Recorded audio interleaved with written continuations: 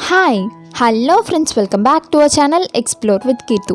இன்றைக்கி நம்ம சப்பாத்திக்கு, பூரிக்கு, இட்லிக்கு, தோசைக்கு, ரைஸ்க்கு எல்லாத்துக்குமே ஆப்டான சூப்பரான செம்ம காம்பினேஷனான ஒரு மிக்ஸ்டு வெஜிடபிள்ஸ் வச்சு ஒரு கிரேவி, குருமா அந்த மாதிரி ஒன்று செய்ய போகிறோம். எதுக்கு சைட் டிஷ்ஷாக வச்சு சாப்பிட்டாலுமே ரொம்ப சூப்பராக இருக்கும். ஸோ இப்போ இந்த குருமா எப்படி செய்கிறது அப்படிங்கிறத பார்க்குறதுக்கு முன்னாடி நீங்கள் இன்னும் நம்ம சேனலை சப்ஸ்கிரைப் பண்ணலன்னா கீழே இருக்க சப்ஸ்கிரைப் பட்டன் அமுக்கி பக்கத்துலேயே ஒரு பெல் ஐக்கான் இருக்கும், அதையும் டேப் பண்ணிங்க அப்படின்னா அதில் 3 ஆப்ஷன் கேட்கும். அதில் ஆல் அப்படிங்கிற ஆப்ஷனை செலக்ட் பண்ணி வச்சுக்கோங்க. ஸோ தட் நான் எப்பப்பெல்லாம் வீடியோஸ் போடுறோன்னா அப்பப்பெல்லாம் உங்களுக்கு ஒரு நோட்டிஃபிகேஷன் வந்துடும். ஃபர்ஸ்ட் இதுக்கு தேவையான வெஜிடபிள்ஸ்லாம் கட் பண்ணி வச்சிடலாம். நீங்கள் எந்த வெஜிடபிள்ஸ் வேணாலும் போடலாம். இன்றைக்கி நம்ம இந்த குருமாக்கு கரெக்டாக 3 மெயினான வெஜிடபிள்ஸ் சேர்த்துருக்கோம். ஒன்று மஷ்ரூம், இன்னொன்று சன்னா, இன்னொன்று உருளைக்கிழங்கு. எல்லாத்தையுமே ஈக்குவல் அமௌண்ட்டாக எடுத்து இந்த மாதிரி சின்ன சின்ன பீஸாக கட் பண்ணிக்கலாம். நெக்ஸ்ட் வெங்காயம், தக்காளி, 2 வெங்காயம் 2 தக்காளி நான் இந்த மாதிரி சின்ன சின்ன பீஸாக கட் பண்ணி வச்சுக்கலாம். அடுத்து ஒரு எம்டி மிக்ஸி ஜாரில் 1 தக்காளி, 1 வெங்காயம், ஒரு 1/4 மூடி தேங்காவை சின்ன சின்ன பீஸாக கட் பண்ணி மிக்சியில் கொஞ்சோண்டு தண்ணி ஊற்றி அரைச்சி வச்சுக்கோங்க. இதை நம்மளோட கிரேவி கூட ஆட் பண்ணும்போது கிரேவி நல்லா திக்காகவும் வரும், கொஞ்சம் டேஸ்ட்டாகவும் வரும். இப்போ ஒரு எம்டி கடாயில் கரெக்டாக ஒரு 2 கரண்டி அளவு எண்ணெய் ஊற்றிக்கலாம். எண்ணெய் லைட்டாக ஹீட் ஆனதுக்கப்புறமா சோம்பு லைட்டாக பொரிஞ்சதுக்கப்புறமா நம்ம ஒரு கைப்பிடி அளவு கருவேப்பிலையை போட்டுக்கலாம்.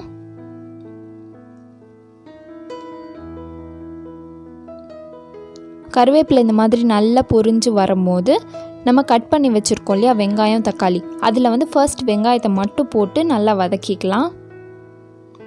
உங்களுக்கு வெங்காயம் சீக்கிரமாக வதங்கணும் அப்படின்னா கூடயே கொஞ்சோண்டு உப்பு போட்டுக்கோங்க. உப்பு போட்டுக்கிட்டிங்க அப்படின்னா வெங்காயம் சீக்கிரமாக வதங்கிடும். இப்போ இது நல்லா வதங்கட்டும். வெங்காயம் வதங்கினதுக்கப்புறமா 2 டீஸ்பூன் அளவு இஞ்சி பூண்டு பேஸ்ட் சேர்த்து நல்லா இதை நல்லா மிக்ஸ் பண்ணி விட்டுக்கலாம். இப்போ இஞ்சி பூண்டு பேஸ்ட்டும் நல்லா வதங்கிருச்சு. நெக்ஸ்ட்டு நம்ம கட் பண்ணி வச்சுருக்க தக்காளி அதையும் உள்ளே சேர்த்து நல்லா வதக்கி விட்டுறலாம். இப்போ இது ஒரு 2 மினிட்ஸ் நல்லா வேகட்டும். இந்த மாதிரி கடாயை நல்லா மூடி வச்சிடலாம். 2 மினிட்ஸ்க்கு அப்புறமா நம்ம கட் பண்ணி வச்சுருக்க உருளைக்கிழங்கு இருக்கு இல்லையா, அதையும் உள்ளே சேர்த்து நல்லா மிக்ஸ் மட்டும் பண்ணி விட்டுறலாம். நம்மளோட உருளைக்கிழங்கும் மசாலாவும் லைட்டாக மிக்ஸ் ஆனதுக்கப்புறம் நம்ம கட் பண்ணி வச்சுருக்க மஷ்ரூம்ஸையும் உள்ளே சேர்த்துக்கலாம். மஷ்ரூம்ஸையும் உள்ளே சேர்த்து இந்த மாதிரி நல்லா ஒரு மிக்ஸ் பண்ணி விட்டுறலாம். இப்போது மிக்ஸ் பண்ணதுக்கப்புறம் நெக்ஸ்ட்டு மசாலா ஆட் பண்ணிக்கலாம். கரெக்டாக நம்ம 2 டீஸ்பூன் அளவு மல்லித்தூள் சேர்த்துக்கலாம். கூடயே ஒரு 3 டேபிள் ஸ்பூன் அளவு இது சாம்பார் பொடி அப்படின்னு சொல்லுவாங்க, சாம்பார் மிளகாத்தூள், அதை நான் இன்றைக்கி சேர்த்து கூட தேவையான அளவு உப்பு சேர்த்து நல்லா மிக்ஸ் பண்ணி விட்டுறலாம். நம்ம தண்ணியே சேர்க்க வேணாம். இப்போதைக்கு தண்ணி சேர்க்காமே நல்லா கொதிக்க ஆரம்பிக்கும். அந்த தக்காளியில் இருக்க தண்ணியை நல்லா இறங்கியிருக்கும். இப்போ இதை நல்லா மிக்ஸ் பண்ணிவிட்டு ஒரு 10 மினிட்ஸ் மூடி வச்சிடலாம். மூடி வச்சு நல்லா வேக வச்சிடலாம். இப்போ ஒரு 10 மினிட்ஸ் ஆயிடுச்சு. 10 மினிட்ஸ்க்கு அப்புறமா பார்த்தோம் அப்படின்னா இப்படி தான் இருக்கும். இப்போ இது நல்லா வெந்திருக்கும். நம்மளோட உருளைக்கிழங்கு, மஷ்ரூமு, நம்ம போட்ட காய்கறி எல்லாம் நல்லா வெந்திருக்கும். இப்போ நம்ம நெக்ஸ்ட் வெஜிடபிள் ஆட் பண்ணிக்கலாம். நெக்ஸ்ட் சன்னா ஆட் பண்ணிக்கலாம். சன்னா நல்லா வேக வச்ச சன்னா தான் நான் எடுத்திருக்கேன். இந்த சன்னா ஆல்ரெடி வேக வச்சுருக்கிறதுனால ஒரு 2 மினிட்ஸ் இந்த மாதிரி மூடி வச்சு வேக வச்சாலே போதும். இப்போ எல்லா வெஜிடபிள்ஸுமே நல்லா வெந்திருக்கும். நெக்ஸ்ட்டு நம்ம வெங்காயம், தக்காளி, தேங்காய் 3த்தையும் தண்ணி சேர்த்து அரைச்சி வச்சுருந்தோம் இல்லையா, அந்த மிக்சரை உள்ளே சேர்த்துக்கலாம்.